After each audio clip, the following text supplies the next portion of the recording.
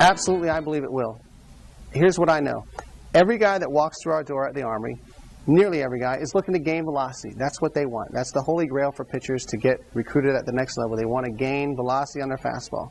Now, everybody that comes through the doors is usually walking around with about 3 miles an hour that they're just not using. They got it in their pocket. It's there. They're just not accessing it. We usually get that pretty readily and almost instantaneously within the first few weeks by improving their movement patterns, what some people call mechanics, by improving the efficiency of their movement patterns and by increasing their intent. Just tell them to throw harder. Those first 3 miles an hour are easy gets. After that, the next 2 to 7 miles an hour that they gain are the result of building a bigger and a faster motor. That is, a bigger and faster motor specific to the pitching maneuver. So that's what I think the value of the Fab 4 is that every single exercise is specifically designed to mimic one of the critical components of the pitching maneuver, and that creates the bigger and faster motor that results in enhanced velocity.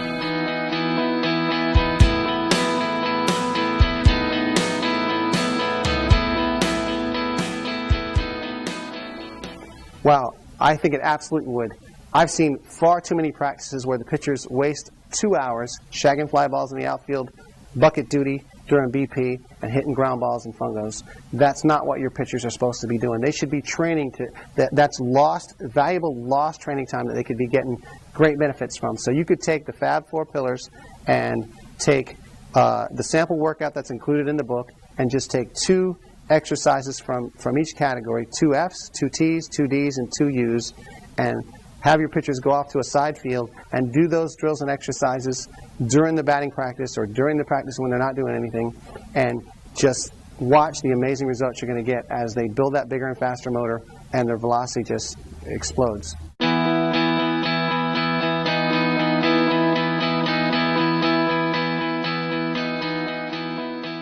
Well, I think that objective measurement is really critical. Just like if you were going on a diet, the first thing you would want to do would be to step on a scale. Now, the quality of that scale, as long as it's the same scale every time, it's really irrelevant. You can purchase a radar gun for $100. You can get a decent, well-calibrated one for probably $150 to $200. You can get an elite radar gun all the way up to $1,500. So you can spend as much as you want, but you don't have to break the bank to do it. The key is use the same radar gun every time, because even if it's not calibrated accurately as compared to other guns, it'll give us a reliable measure because you're using the same one every time.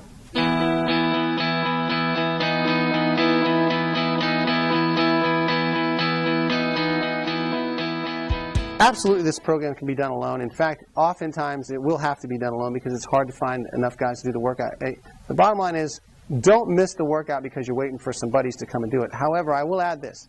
The synergy and the group dynamic that occurs when guys are together, pulling together, encouraging each other, is intangible and immeasurable, but it's clearly there. There's clearly a bonus effect to the synergy that's created in a group environment. So if you can do these drills and exercises with your teammates, with your friends, with your buddies, you guys can encourage each other.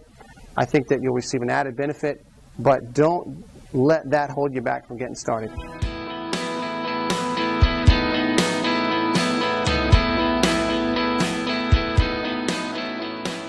Oh, that's a great question. Absolutely, you don't need a lot of expensive equipment. In fact, you could probably do all of these drills and exercises with just the stuff you have laying around your house or your garage right now.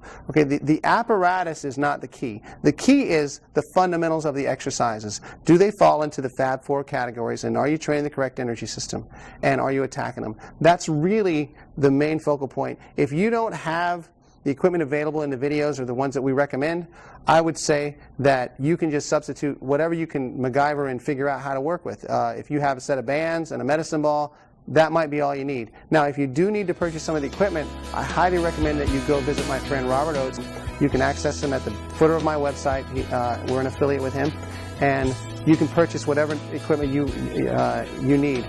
And if you want to get all the stuff that we have in the video, I'm sure he'll be happy to help you out and hook you up with that stuff.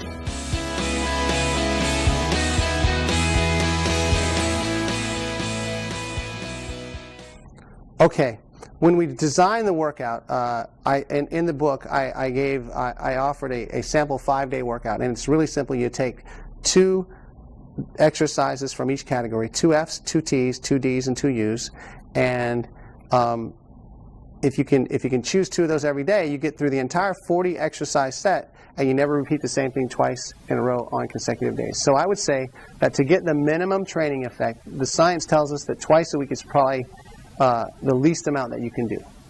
If you want to increase to 3, 4, even 5 times a week, I think that because we're randomizing the exercises and you're never performing the same one twice in a row, that you'll be able to adequately do them 5 days a week without any sort of exhaustion or fatigue or anything like that.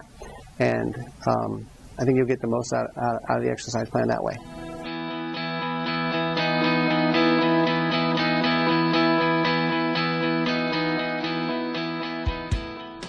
All right.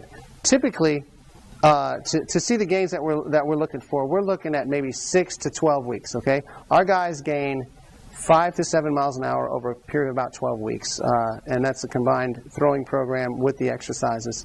So I would say that you are looking at maybe 6 weeks to see. You'll see some initial gains right away, but then 6 weeks will be you'll see a significant training effect, and over 12 weeks, I'm thinking it's going to help a lot.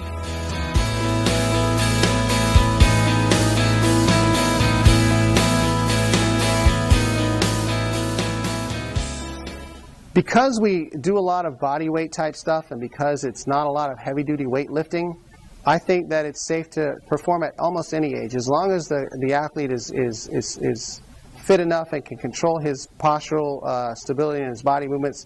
The most fertile ground for motor learning to occur is somewhere between the ages of 9 and 14. So, but it's never too late. You can make gains at any age. So I would say that anybody 8, 9, 10, 11, all the way up to 22, 23 years old, I think at any age, because there's not a lot of heavy-duty resistance, so I think it's safe to perform.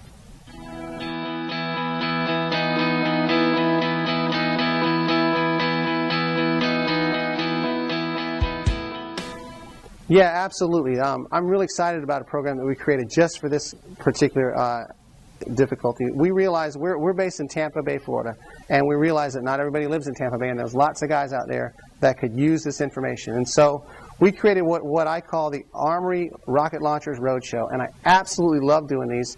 All you got to do is find 10 guys and a place for us to show a PowerPoint, or a field to work out in, a gym, any place like that where we can show and demonstrate the workouts. And we'll come and bring our roadshow to you. We'll provide a 2-day clinic. It'll involve about 6 hours of lecture, outlining the science of what we do and how we came to the process of developing the system.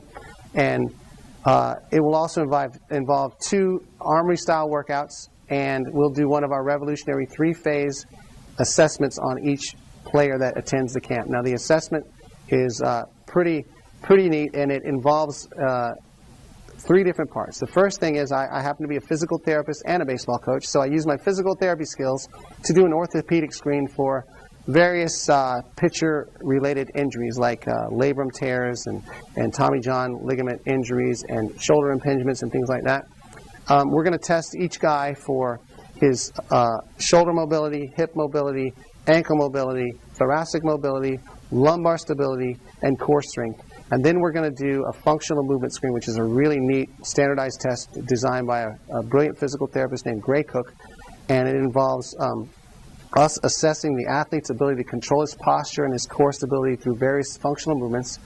And then finally, the 3rd phase is a high-speed video analysis where we analyze 18 to 21 different markers for each athlete, and we provide feedback. And then every athlete leaves with a written plan on how he can improve in the inefficiencies that we found during the assessment. And so they always say that hope is not a plan, but if you have a plan, there's hope. And when we come to an Armory Rocket Launchers Roadshow at your place, we're going to give every guy a plan, and he's going to leave there with an idea of how he can make himself better and achieve his dreams. So if you're interested in having us come out to your place for an Armory Rocket Launchers Roadshow, all you got to do is go to our website, armorypitching.com, and click on the banner that says Armory Rocket Launchers Roadshow. You'll be sent over to a landing page that'll give you a lot more information about the details of the program and how to get a hold of us and book one as soon as you can. We'd love to come out there and see you.